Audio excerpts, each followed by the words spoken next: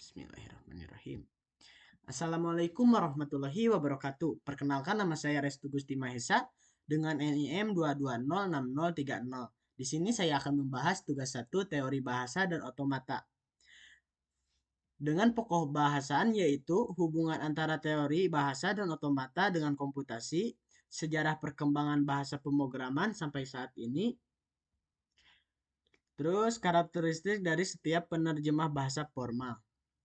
Untuk yang pertama, hubungan antara teori bahasa dan otomata dengan komputasi. Teori bahasa dan otomata memiliki hubungan yang erat dengan komputasi. Teori bahasa membantu dalam pemodelan dan pemahaman bahasa pemrograman, serta dalam pemrosesan bahasa alami. Otomata adalah model matematis yang digunakan untuk menggambarkan mesin abstrak atau komputer teoritis yang membantu dalam memahami keterbatasan komputasi dan menjadi dasar teoritis bagi komputer modern. Hubungan ini membantu merancang bahasa pemrograman, compiler, dan interpreter, serta memahami masalah keterpecahan dan potensi komputasi. Yang selanjutnya ada sejarah perkembangan bahasa pemrograman sampai saat ini. Pada tahun 1940-an sampai 1950-an, bahasa mesin dan bahasa perakitan. Pada awal perkembangan komputer, bahasa pemrograman terbatas pada bahasa mesin dan bahasa perakitan yang memerlukan pengetahuan tingkat rendah dalam pemrograman komputer. Pada tahun 1950-an munculnya bahasa pemrograman tingkat tinggi seperti Fortran, COBOL, dan LISP. Era bahasa pemrograman tingkat tinggi dimulai dengan munculnya bahasa seperti Fortran, COBOL, dan LISP yang mempermudah penulisan kode program. Tahun 1960-an, ALGOL 60 mempengaruhi banyak bahasa pemrograman. Bahasa pemrograman ALGOL 60 menjadi influensial dalam pengembangan bahasa pemrograman lainnya, memperkenalkan konsep struktur kontrol yang lebih modern. 1970-an sampai 1980-an munculnya bahasa modern seperti C, Pascal, dan C++. Bahasa C dan Pascal muncul, membawa paradigma pemrograman lebih terstruktur. C++ juga muncul, menggabungkan konsep pemrograman berorientasi objek ke dalam bahasa C. Pada tahun 1990-an, era pengembangan web scripting dengan bahasa seperti Perl, Python, dan Java. Era pengembangan web dimulai dengan bahasa seperti Perl, Python, dan Java digunakan untuk scripting dan pengembangan aplikasi web. Java juga digunakan secara luas dalam pengembangan perangkat lunak umum. Pada tahun 2000-an, proliferasi bahasa dan paradigma serta dominasi JavaScript diperkembangkan pengembangan web. Era proliferasi bahasa pemrograman dengan berbagai bahasa baru dan paradigma. Sementara JavaScript mendominasi pengembangan web dengan dukungan kuat dari peramban web. Pada tahun 2010-an, popularitas Python dalam kecerdasan buatan dan pengembangan web modern.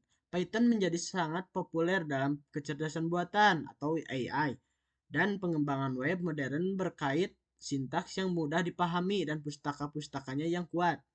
Pada tahun 2020-an terus berkembang dengan fokus pada pemrograman kuantum, blockchain, dan teknologi baru. Perkembangan bahasa pemrograman terus berlanjut dengan peningkatan fokus pada pemrograman kuantum, teknologi blockchain, dan teknologi baru lainnya yang muncul dalam dunia teknologi informasi. Oke, untuk selanjutnya karakteristik dari setiap penerjemah bahasa formal. Penerjemah bahasa formal atau translator adalah perangkat lunak yang digunakan untuk menerjemahkan kode dalam suatu bahasa pemrograman ke dalam kode dalam bahasa pemrograman lain atau bahkan ke dalam kode mesin. Setiap jenis translator memiliki karakteristik unik untuk membedakan dari yang lain. Berikut adalah karakteristik umum dari setiap jenis penerjemahan bahasa formal. Untuk yang pertama ada kompilator. Pengubahan bahasa sumber, compiler, mengubah seluruh kode sumber dalam satu bahasa pemrograman ke dalam kode mesin sekaligus. Terus kecepatan eksekusi, Kode yang dihasilkan oleh kompiler biasanya lebih cepat dalam eksekusi karena telah diubah menjadi kode mesin. Terus pesan kesalahan, kompiler menghasilkan pesan kesalahan saat ada kesalahan sintaks dalam kode. Contoh GCC, GNU Compiler Collection untuk bahasa C, Java untuk Java. Selanjutnya nomor 2, interpreter, penerjemah. Pengubahan bahasa sumber, interpreter menerjemahkan kode satu persatu saat program dijalankan. Terus, kecepatan eksekusi. Kode yang dijalankan oleh interpreter biasanya lebih lambat daripada kode yang dihasilkan oleh kompiler karena harus diterjemahkan secara langsung. Selanjutnya, pesan kesalahan. Interpreter menghasilkan pesan kesalahan saat menemui kesalahan saat menjalankan kode. Contoh Python interpreter, JavaScript engine dalam browser. Selanjutnya nomor 3 ada assembler atau penyusun. Pengubahan bahasa sumber, assembler menerjemahkan kode assembly ke dalam kode mesin. Bahasa yang diterjemahkan biasanya digunakan untuk bahasa assembly yang spesifik untuk arsitektur hardware tertentu. Kecepatan eksekusi, kode yang dihasilkan oleh assembler adalah kode mesin, sehingga sangat cepat dalam eksekusi. Contoh, NASM, NetWith Assembler, untuk bahasa assembly x86. Terus selanjutnya nomor 4 ada preprocessor, pemroses. Pengubahan bahasa sumber, pemroses mengubah kode sumber sebelum masuk ke tahap kompilasi. Fungsi umum memproses direktif seperti include dalam C atau C++ atau menggantikan konstanta preprosesor. Contoh, pemroses dalam kompiler C atau C++ seperti GCC. Selanjutnya yang nomor 5, transpiler, penerjemah bahasa.